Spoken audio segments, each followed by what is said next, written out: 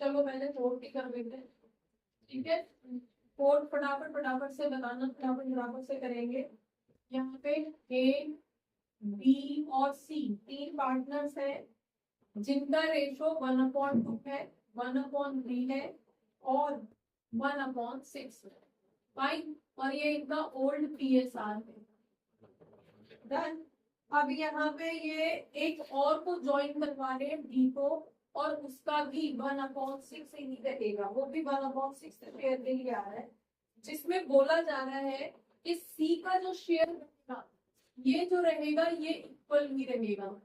Means यहाँ पे इसका जो ओरिजिनल शेयर है वही शेयर रहेगा। इट मीन्स कि ना तो ये गेन करेगा ना ये सेक्रीफाइस करेगा, ठीक है। अभी हमारे पास जो वैल्यूज है वो उसमें फ्रैक्शंस में है, तो फ्रैक्शंस में से डिनोमिनेटर हटाने के लिए हमें इक्वल करने पड़ेंगे पहले।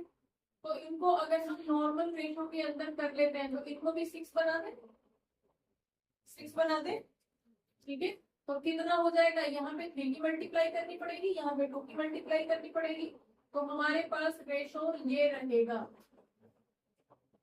ये इनका ओल्ड PSR है, यहाँ तक कोई चाबी है तो भी आई नहीं है भाई साहब, ये इनका ओल्ड PSR है, ठीक है।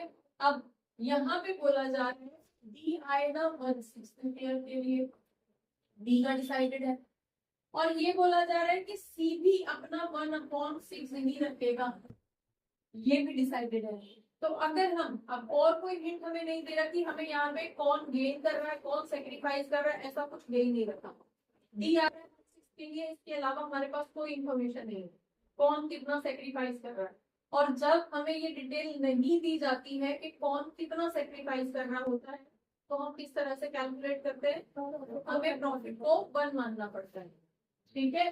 तो हम मान लेते हैं कि प्रॉफिट इज इक्वल्स टू 1।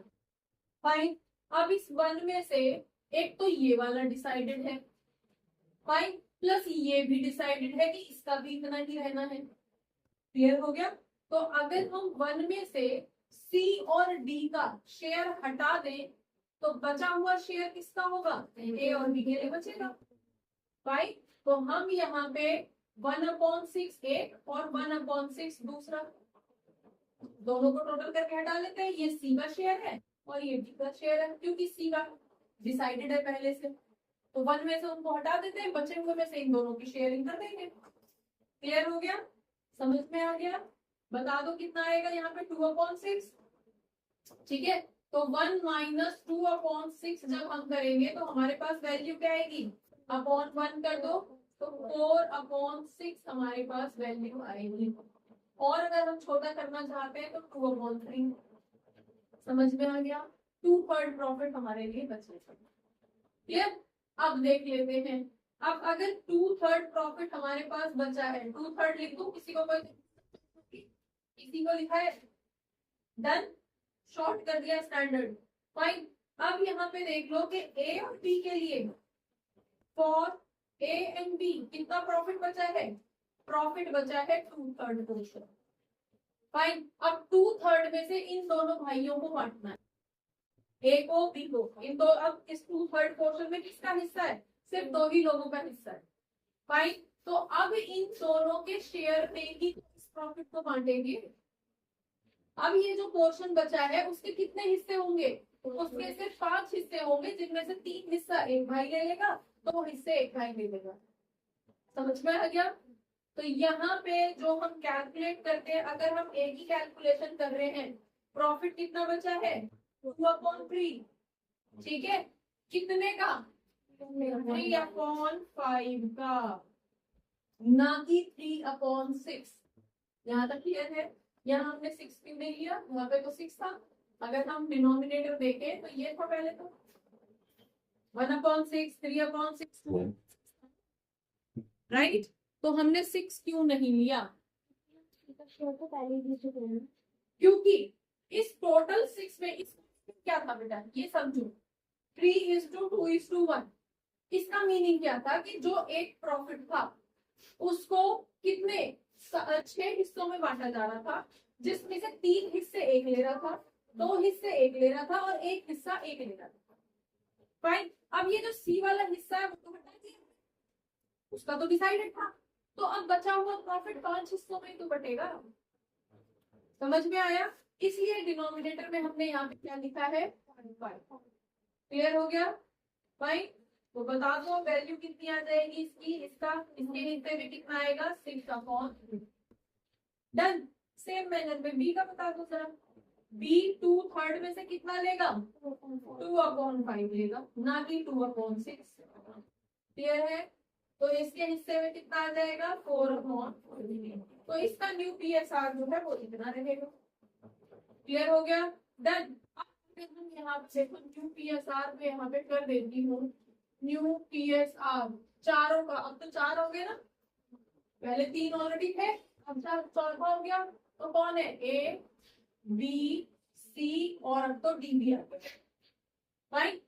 कर लो जरा, इसका तो 6/15 आ गया, दूसरे का 4/15 आ गया, तीसरे का 1/6 था और चौथे का भी 1/6 था। यही तो बोला था कि डी भी 1/6 के लिए आ रहा है और सी भी 1/6। तो अभी हमारे पास जो रेशियोज आ रहे हैं वो इस तरह से आ रहे हैं। अब बताओ इनका क्या करना है? इनका ले लो एलसीएम, क्योंकि जब तक डिनोमिनेटर सेम नहीं होंगे, है ना, जब तक डिनोमिनेटर सेम नहीं होंगे तब तक हम इसको हटा नहीं सकते। तो डिनोमिनेटर सेम करना हमारी प्रायोरिटी है। और सेम कैसे करोगे? कैसे डिसाइड कर दिया कि 30 ही लेना है, सबको 30 में कन्वर्ट करना है? उसके लिए ले लो एलसीएम। तो अगर आप यहाँ पे सपोज 15, 15, 6 और 6 अगर एलसीएम लेते हो तो 3 5 जा और 3 2 जा। ठीक है, फिर अगेन चाहे तो 2 ले लो, चाहे तो 5 ले लो, की बार 2 ले लो। तो कितना आ गया 3 × 5 × 2। इसमें ये बनाना है तो ये कितना आ गया 30। फाइन। तो अब हमें इन सारे डिनोमिनेटर्स को 30 बनाना है। तो अब आप बता दो इसको 30 बनाने के लिए, और ये याद रखना जो भी हम मल्टीप्लाई कर रहे हैं वो ऊपर नीचे दोनों जगह होगी, न्यूमरेटर में भी डिनोमिनेटर में भी। खाली न्यूमरेटर में या खाली डिनोमिनेटर में नहीं करोगे। ये छोटी छोटी मिस्टेक्स है जहाँ पे बच्चा कई बार मिस्टेक कर जाता है जल्दी जल्दी में। अब बता दो इसको 30 बनाने के लिए क्या करना पड़ेगा, 2 की मल्टीप्लाई ऊपर नीचे, तो 12/30 हो जाएगा। ठीक है, 6 2 जा 15 2 जा। इसको 30 बनाने के लिए हमें क्या करना पड़ेगा 8/30। इसको हमें 30 बनाने के लिए 5 की मल्टीप्लाई करनी पड़ेगी 5/30, और इसको भी 5/30 हमें करना पड़ेगा। समझ में आ गया? डिनोमिनेटर सारे कॉमन हो गए, सेफ हो गए। अब डिनोमिनेटर हटा सकते हैं तो हमारे पास क्या आ जाएगा, ये रेशो आएगा। देखो आंसर, इसको और छोटा हम नहीं कर सकते। अगर ये सारे इवन नंबर होते तो 2 से काट के और छोटा कर सकते थे, लेकिन यहाँ पे ऐसा नंबर ये नहीं है जो किसी एक कॉमन नंबर से कट सके। तो ये ही हमारा फाइनल आंसर होगा। आंसर देखिए, क्लियर है? तो मेन जो मिस्टेक इस क्वेश्चन में आप करते हो वो यहाँ पे करते हो कि 3/6 ले लेते हो, जो कि आपको 6 में नहीं 5 में। समझ में आ गया? तो इस क्वेश्चन से हमने फाइनली क्या सीखा है कि यहाँ पे जब किसी एक पार्टनर का ओल्ड पार्टनर का रेशो सेम ही रहना है तो उसको हम हटा देंगे। ठीक है, बचे हुए 2 पार्टनर्स के हिस्से का प्रॉफिट निकाल लेंगे और बचे उसमें से जो उनकी शेयरिंग करनी है वो उन 2 पार्टनर्स के रेशो के अकॉर्डिंग करनी है। जैसे इनका टोटल 5 आ रहा था तो डिनोमिनेटर में 5 लिया हमने, 6 नहीं लिया जब इनका न्यू शेयर निकाल रहे थे तब। समझ में आया बेटा? क्लियर? चलो नोट कर